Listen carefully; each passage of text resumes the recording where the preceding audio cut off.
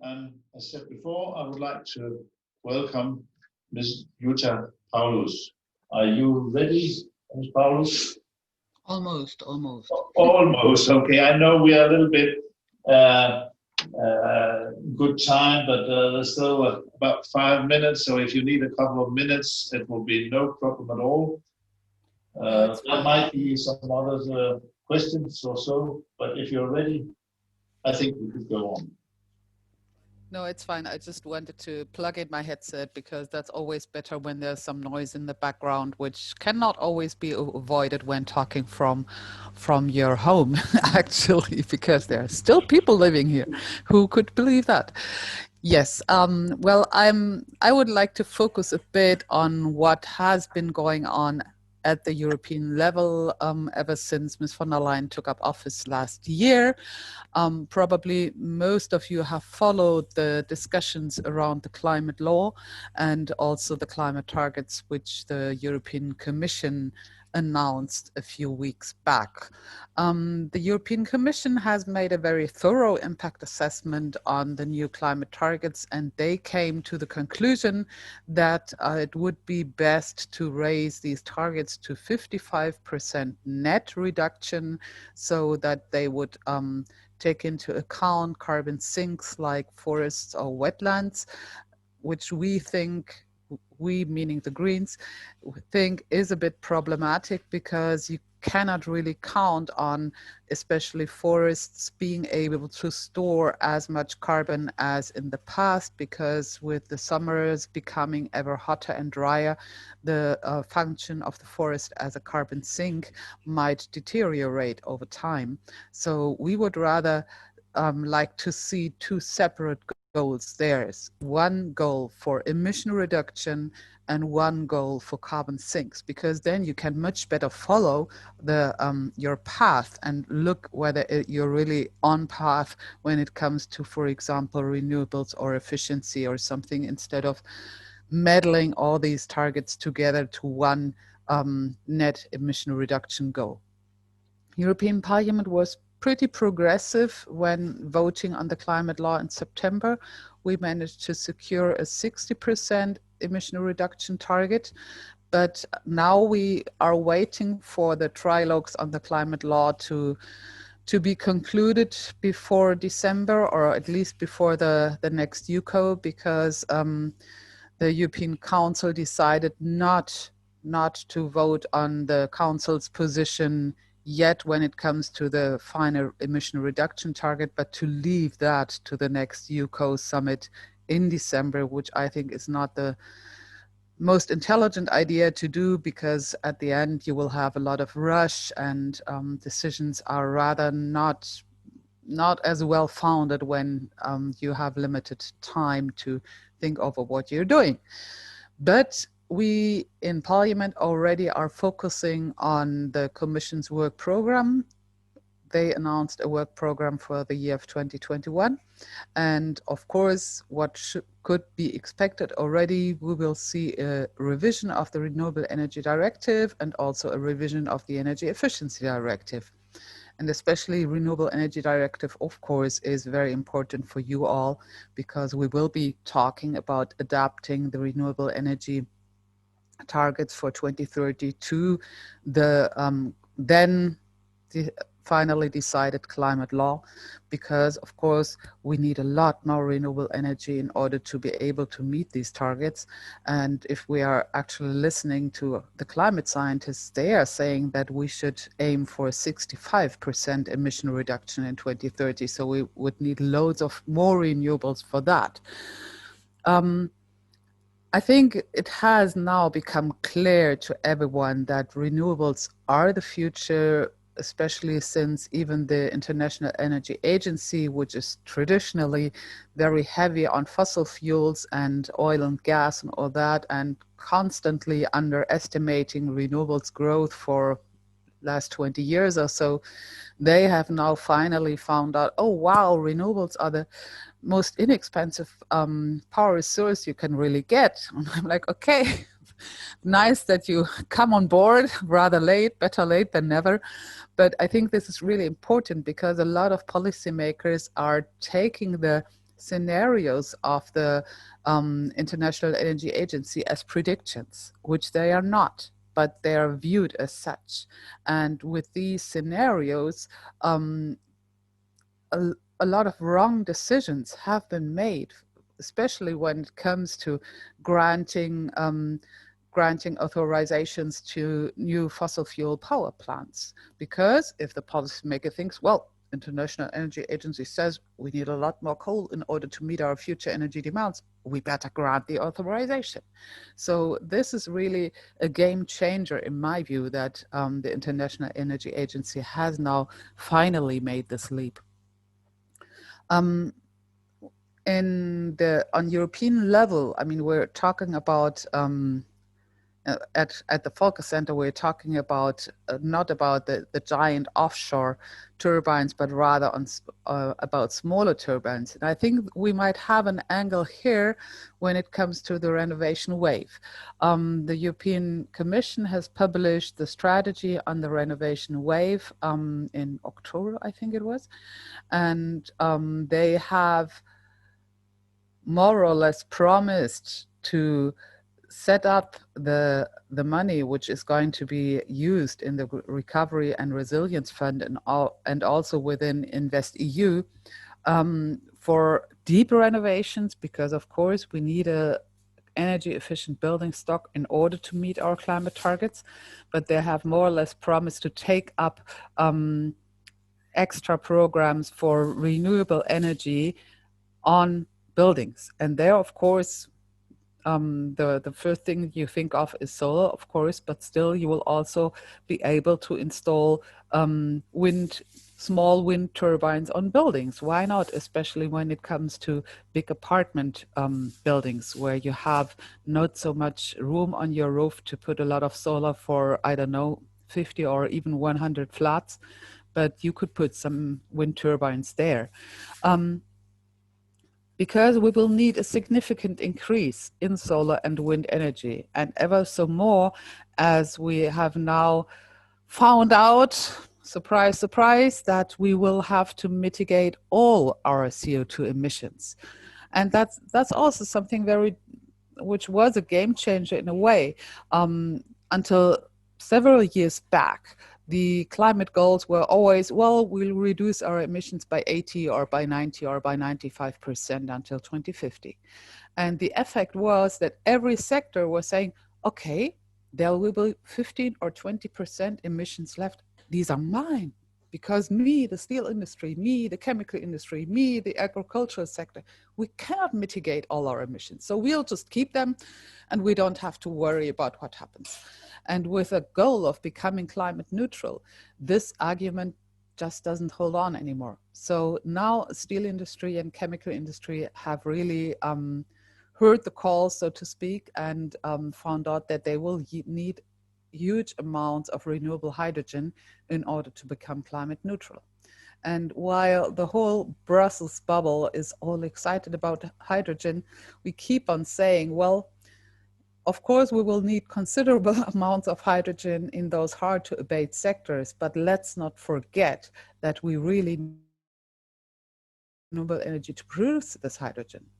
And this is something that I was missing a bit in all these strategies. We were talking about reducing emissions, about more efficiency, about renovating Europe, about abating hard to abate sectors, but we never talked about we need a massive rollout of renewable energy. And I truly hope that we can make up this mistake when it comes to discussing the Renewable Energy Directive next year. It should come in the second quarter of the year 2021. You probably saw that the EU published an offshore wind strategy last week with also considerable amounts of offshore wind turbines. And while I really like offshore wind turbines due to the high load hours, I don't know whether this is the correct English expression. You have several thousand hours when you deploy your wind turbines on the ocean, but you need considerable investment in infrastructure. And at the very back of the offshore wind strategy, there's this funny little sentence saying, well, when we talk about cost, 1/3 of the cost is for generation, and 2/3 of the cost are for grid connection that is associated with offshore wind generation. And so we should make sure that we have a so-called, well, no, it's not really a life cycle approach. It's rather a holistic approach, taking into account every part of the infrastructure that is actually needed to be able to use the energy. And there, I think we should make sure that we use all opportunities and possibilities to produce energy there where it's needed. Industry, people's homes, in the vicinity of cities, and not necessarily as far away as possible, because this will always also eat up time.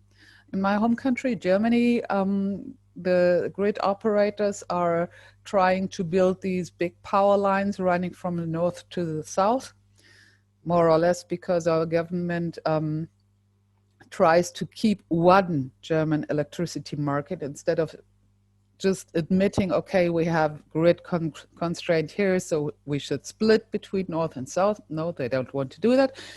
So they are saying, well, we need these power lines in order to be able to connect the wind capacity at the coast to the load centers, which are situated mostly in the south.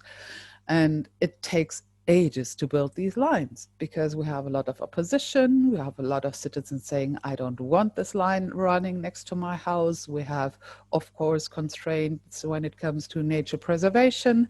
And while the renewable energy is rolled out rather quickly, grid expansion really takes up time. Therefore, my plea is, please go on, set ambitious targets for renewable, and make sure that people will be also able to use their own energy.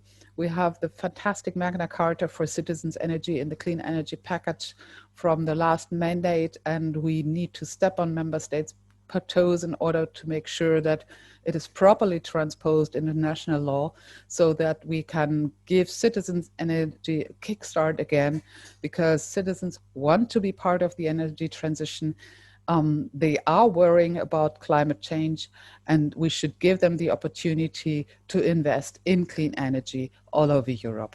Thank you.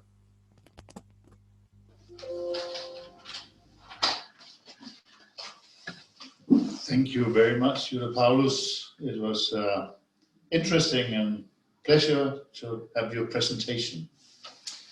As you said, you're working on, and it has been worked out as I understand it, for community power, the possibilities for citizens to participate themselves, which has not really been possible for the past 6, 7, 8 years due to the big utilities seems to have taken over the whole their old market, you can say, or the whole market again for renewables. My question would be, these efforts which has been given by the European Parliament, do you think it would be possible to, or when do you think it will be possible to see the result of it? Do you mean the citizens' energy rights? Well, it is European law already, so we have to make sure that member states will transpose it into national law. I'm calling DG Energy about, I don't know, every 2 weeks or something, saying, well, will you maybe come out with a blueprint? What have you heard from member states? Is anyone making progress on that? And I'm in contact with quite a few people who work on the issue. For example, Friends of the Earth Europe have made a great overview of which member state has already done what, and how well are actually the premises of the guidelines being transposed. Of course, we have the deadline, 2 deadlines. We have 2 deadlines, and it actually, because it's different directives that that comprise these measures. The first deadline is 31st of December 2020, and the second deadline is 30th June 2021. So if any member state fails to transpose those rights by that deadline, then of course anyone can complain to the European Commission saying, hey, my national government has failed on this deadline and I'm filing a complaint against them. Of course, this again will take time. So Commission will write a letter and they will wait for an answer, and finally they might launch an infringement procedure if the respective member state is making no progress. But we are, for example, watching Germany very, very closely, because the new draft of the renewable energy guidelines that's currently debated in German parliament does not comply at all with the active consumers' rights as laid down in the European directives. So basically what we're doing is we're waiting for parliament to decide, and on the next day I will draft the letter to the European Commission saying, listen, this and that and this and this is not compliant with European law. Please become active. Thank you. That sounds really good, because we know that the people all over Europe are waiting for the opportunity to participate, and not only the participation of the big utilities. But I'd like to ask everybody who is participating in the webinar, are there any questions for Jutta Paulus? I think there are. Chris Harrison, please. Are you on, Chris Harrison? Oh yeah, hello. Can you hear me? Yes. Excellent. Well, I typed it into the chat box. I was just wondering if there's any chance of essentially legislation to help with recyclability of wind turbines, specifically blades which are not recyclable. Yes, I think that's something that Commission has already been reflecting on, because it's explicitly mentioned, for example, in the offshore wind strategy. It's explicitly mentioned that we have to work on circularity also when it comes to wind turbines. So they are really conscious that this issue is, of course, increasingly important with ever more wind turbines being deployed. The need for recyclability increases, and it's part of the Green Deal is the Circular Economy Action Plan, and there also we have all sorts of sectors which are being addressed right now, which have not been addressed before. The first test, so to speak, will of course be the Batteries Directive, which is coming up maybe this month, maybe next month, I'm not sure. But this is, of course, an issue that Commission is looking into at every sector. And I agree, especially with the rotor blades, that's a huge issue.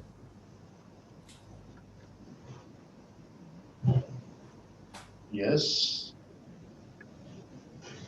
Are there other questions?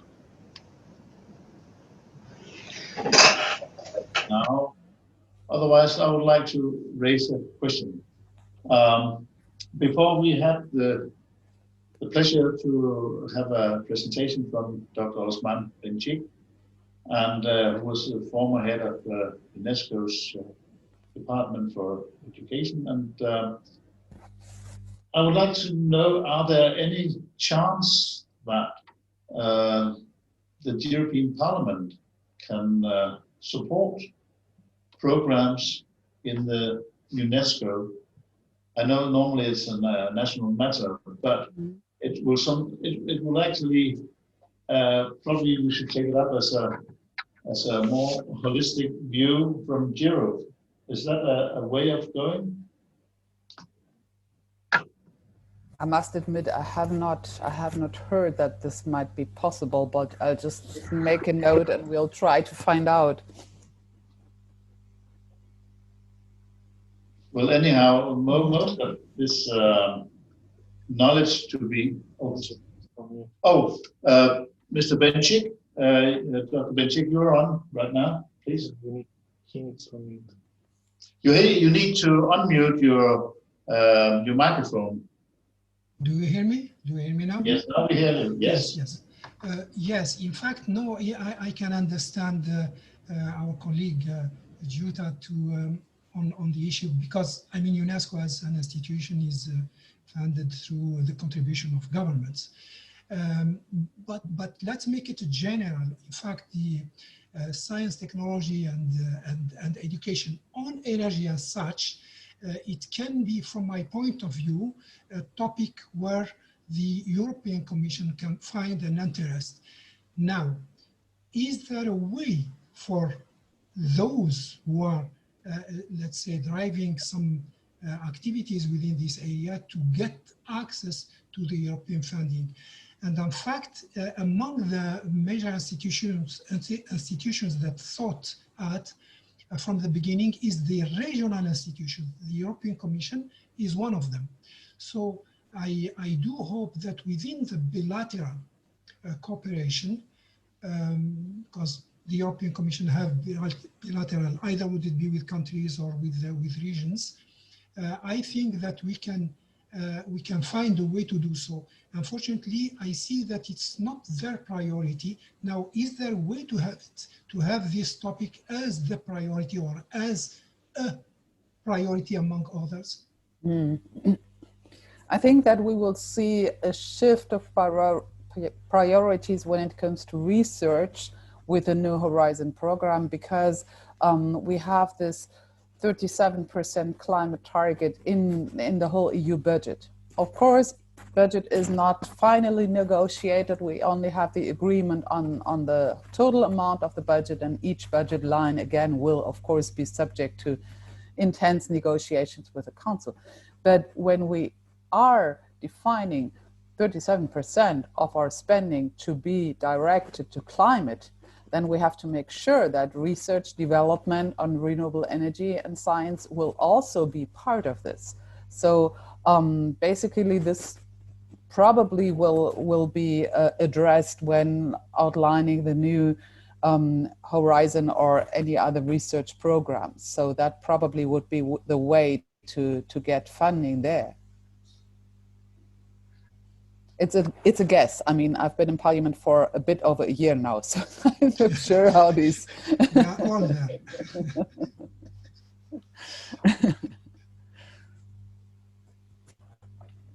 Yes. Are there other comments or questions?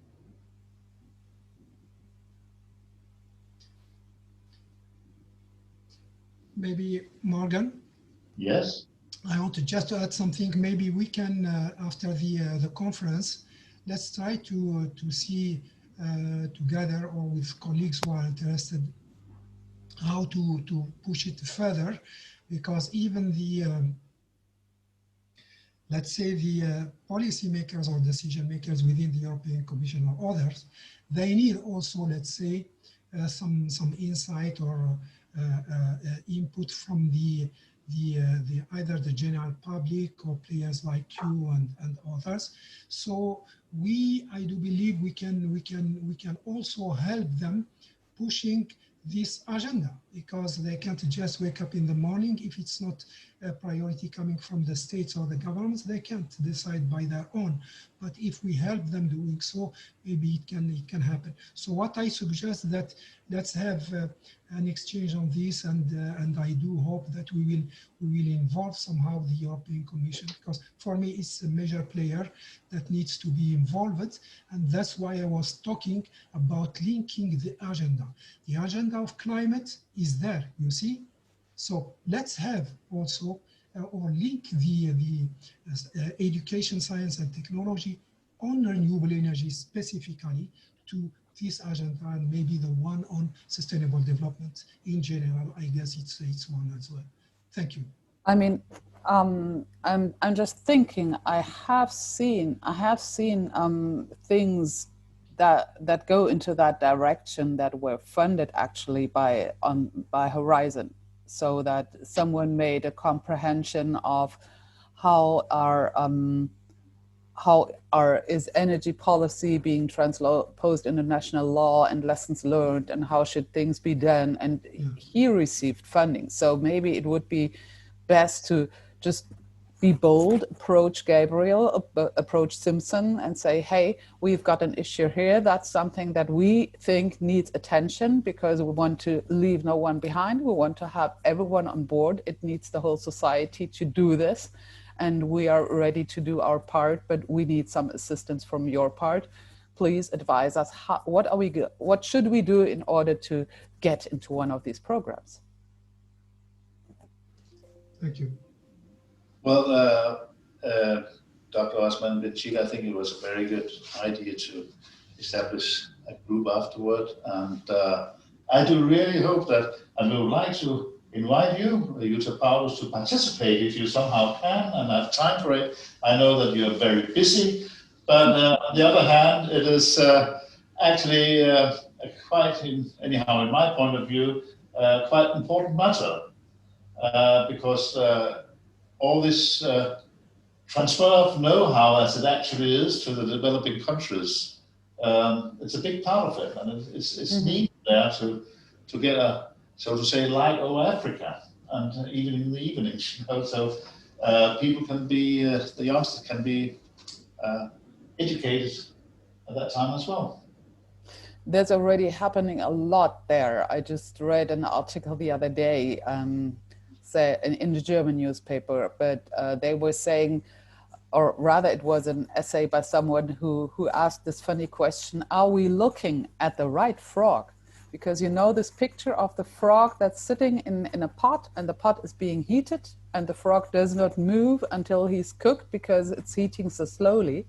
And he said, we're always looking at this frog, but we might have to look at the other frog, the one that does the leapfrogging. Because we have seen in Africa, but also in India, that the old technology of the line-connected telephone was just skipped over because it was much easier and less cost-intensive to deploy mobile phones.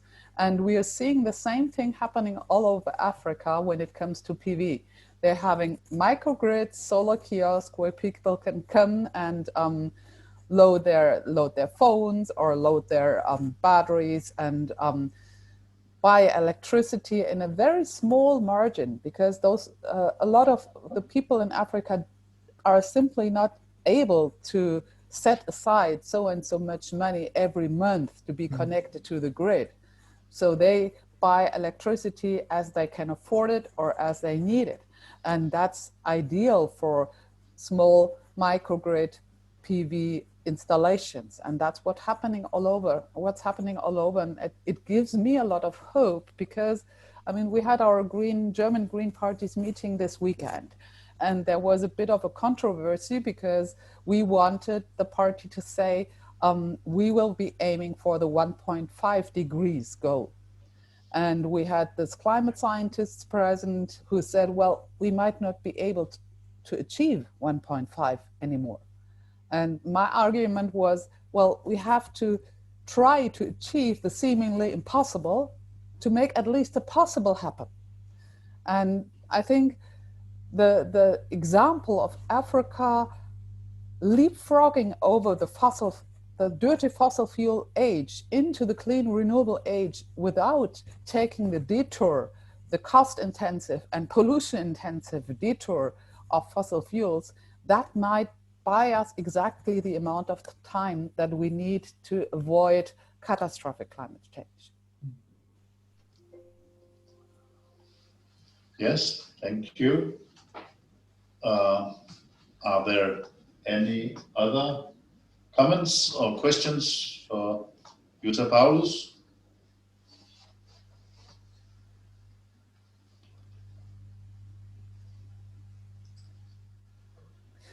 If any questions come up later, just feel free to send me an email. I mean, no problem. Thank you very much. It's kind of you. Yes, but anyhow, it has been very interesting having your presentation and hearing your view of what is going on and possibility, also future possibilities and opening up of possibilities, because as I understand around from colleagues European-wise and we're talking about the Green Deal, especially not many governments, national governments has done anything about this part of Green Deal to open up for community power and things like that. And there's a big need, we know, for example, here in Denmark, we know there's a lot of people who would really like to participate, but they are stopped with every means of what to do from the from bureaucracy, from the utilities, and so on, and even the this 800 watt as a maximum for not being registered solution. That means you can have two, for example, two panels, solar panels, and just plug them in the electricity system at home. It is nearly invisible anyhow in Danish systems that you can do that. And if you ask the utilities, can you do that? You don't get an answer because they don't, or they will not know, or whatever it is. But that's one step it could be, and that also is what could be done in Africa with very small systems, and it could be done many places with the decentralized systems. So therefore, also I do hope that there will be a development of decentralized system in Europe again. We used to have it back 20, 30 years ago, but it will come up again so that, and there will be the work for it will continue in the European Parliament. And so I just wish you luck with all your efforts. Thank you very much for having me. Thank you for inviting me. Yeah. We still have 5 minutes till the session will end for today. And if there are any comments and or any questions overall, there's one coming up here, probably for you, Jutta Paulus, I don't know, but Victor, Mr. Victor, you're on with a question. Thank you so much. It's actually a comment. I was thanking Ms. Jutta for presentation, but actually I've heard a lot about the European Union and about some other parts of the world with the plans and everything, and I can't just stop wondering, where is my continent in all of this? And what plans do we have to at least be a player in renewable energy and technologies? Well, actually, if I may, I mean, this is really a crazy idea, maybe, and it does hold some loopholes. But I think it would be very prudent if the industrialized countries were teaming up with African countries, saying, "Listen, we'll just build renewables at your place, and as a trade-off, we might use up some of your carbon budget, so to speak, because in theory, the industrialized countries would have to be carbon neutral well before 2050. But we all know how extremely difficult this will become. Talking about, as I said, steel industry, chemical industry, transport sector, aviation, shipping, you name it. It's just incredibly difficult. But the countries which have even today a very, very low per capita emission, they might be the trade partners, so to speak, saying, okay, we'll deliver renewables, so you won't have to use your carbon budget at all, but we would like to have some of your carbon budget in order to have time to transform our industry. So maybe we will see some sort of trade-off like this next year in Glasgow. I don't know. Thank you. Anybody else? Otherwise, I would like to thank all of you for participating, and we are going on tomorrow morning at 9 o'clock. For those of you who has the chance to join us, you are very welcome, all of you. Tomorrow morning, as mentioned before, we will start up with George Kekeletse from Russia, who will come with a presentation, and I'm quite sure it will be very exciting.